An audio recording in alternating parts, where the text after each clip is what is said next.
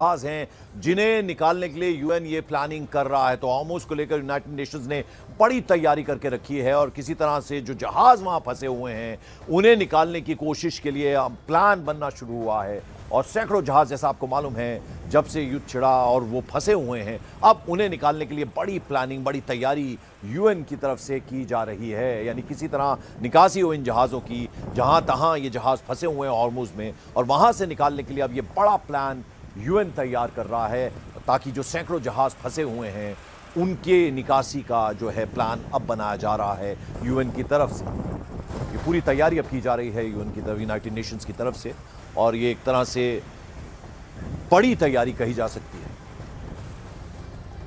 उधर अमेरिका और ईरान के बीच जारी तनातनी के बीच हॉर्मुज स्ट्रेट से सामने कुछ तस्वीरें आई हैं और किस तरह के वहां हालात हैं उसकी गंभीरता दिखाती हुई तस्वीरें हैं। ओमान के मुसंदम इलाके से रिकॉर्ड किए गए ये जो वीडियो है, इसमें आप देखिए समंदर में बड़ी संख्या में जहाज यहां तहां खड़े हुए नजर आ रहे हैं। रिपोर्ट्स के मुताबिक अमेरिका, इजराइल और ईरान के बीच युद्ध के चलते हॉर्मुज में शिपिंग बुरी तरह से प्रभावित हुई है।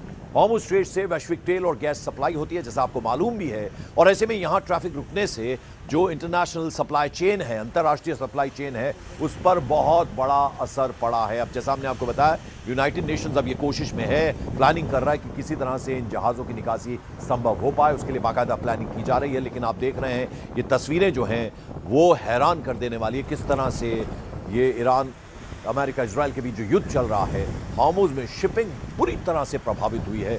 और वो किस तरह से प्रभावित हुई आप देखिए, समंदर में जहां तक आपकी नजर जाए बड़े बड़े जहाज वहां खड़े हुए नजर आ रहे हैं। जहाज़ों की लंबी कतारें हैं, अपनी अपनी बारी की प्रतीक्षा कर रहे हैं कि कैसे तैसे यहाँ से निकलें, लेकिन अभी वो संभव होता नजर नहीं आ रहा है। यानी पूरी तरह से अभी यहाँ ट्रैफिक बाधित हुआ है। अब इसको निकालने के लिए अब तैयारी कर रहा है यूनाइटेड नेशंस, बाकायदा प्लानिंग की जा रही है, क्योंकि अब अंतर्राष्ट्रीय सप्लाई चेन जो है, तेल हो, उसके अलावा गैस की सप्लाई, वो रुकी है और ये बहुत बुरा असर हुआ है।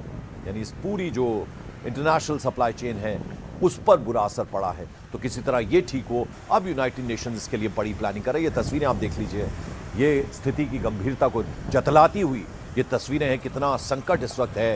यानी जो सप्लाई चेन है, इंटरनेशनल सप्लाई चेन है, वो बहुत बुरी तरह से प्रभावित हुई है।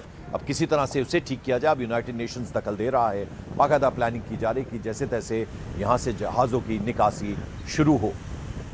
उधर जंग के बीच हॉर्मुज स्ट्रेट खाड़ी देशों के लिए गले की हड्डी बन गया है।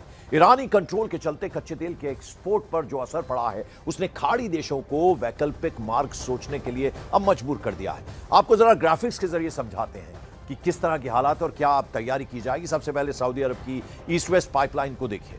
इसके जरिए सऊदी अरब सीधे लाल सागर से क्रूड की सप्लाई करता है और अब इसके और विस्तार की तैयारियां चल रही हैं, यानी वैकल्पिक ऑल्टरनेटिव अरेंजमेंट्स जो हैं उनकी तैयारी की जा रही है। यूएई की अबू धाबी फुजैरा पाइपलाइन, इसके जरिए ओमान की खाड़ी से यानी सप्लाई चेन खुलती है। ये हम आपको दिखा रहे हैं कि किस तरह से। अब ये देखिए आप, सऊदी अरब ईस्ट वेस्ट पाइपलाइन, लंबाई इसकी 1200 किलोमीटर है।